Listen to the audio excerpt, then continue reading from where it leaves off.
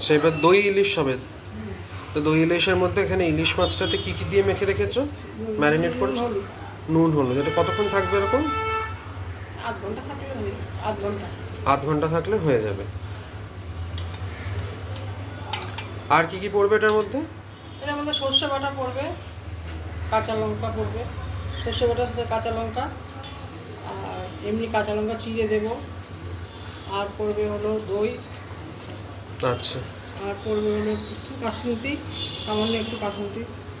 আচ্ছা, এখন এখানে আছে হচ্ছে সাদা সর্ষে, কালো সর্ষে, নুন, কাঁচা লঙ্কা আর সর্ষের তেল দেখতে পাচ্ছি। কতটা সর্ষের তেল দিয়েছো? 1 চামচ। এটা বেটে এটা কি এবার কি করা হবে? এটা বেটে কড়াইতে দিয়ে দেবো ঢেলে। আচ্ছা ঠিক আছে, ম্যারিনেশনটা হোক, তারপরে বাটার হোক, তারপরে আবার দেখা হচ্ছে। ইলিশে ম্যারিনেশন হয়ে গেছে, ইলিশ মাছ। এখানে ইলিশ মাছের মধ্যে কি কি আছে? দই আছে। ইলিশ মাছের মধ্যে ম্যারিনেশন কি কি করেছো? নুন আর হলুদ। নুন আর হলুদ, আচ্ছা। সঙ্গে এখানে দই আর এটা কি? এটা কাসুন্দি, 1 চামচ। কাসুন্দি 1 চামচ, বড় চামচ মনে হয় না? হ্যাঁ আচ্ছা। আর সর্ষে বাটা, কাঁচা লঙ্কা দিয়ে। আচ্ছা, আর এখানে কাঁচা লঙ্কা চেরা কটা আছে? 4টে। আচ্ছা, এবার কি করা হবে? এখানে সব দিয়ে একসাথে মেখে 5 মিনিট রেখে দেবো। আচ্ছা করো। প্রথমে আমি দই দিলাম।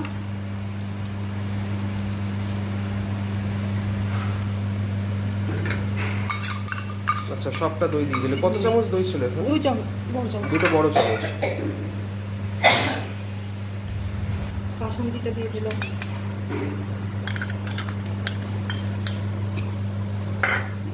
সর্ষেটা দিয়ে দিলাম। সর্ষেটা এখানে হাফ বাটি রেখে দিচ্ছি। ওই তো যেটা আমরা তখন দেখালাম। নুন দেবো। আচ্ছা, সব দেওয়া হলো। এবার আর কি? নুন। নুন 1 চামচ। আচ্ছা,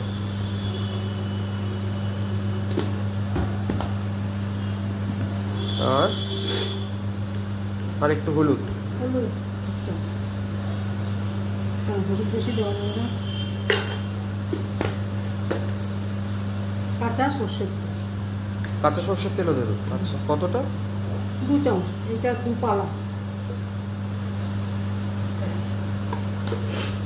দিয়ে এবার এটা মাখা হবে। আচ্ছা, মাখা হয়ে গেল। এটা এবার কতক্ষণ থাকবে? 5 মিনিট। ঠিক আছে, হয়ে গেছে।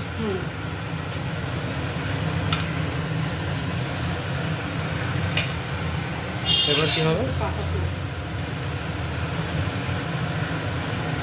কতটা?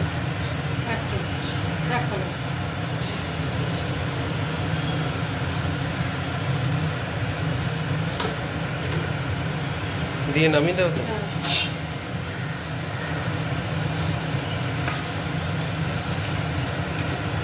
দুটো কাঁচা লঙ্কা দিয়ে দিয়েছি গোটা।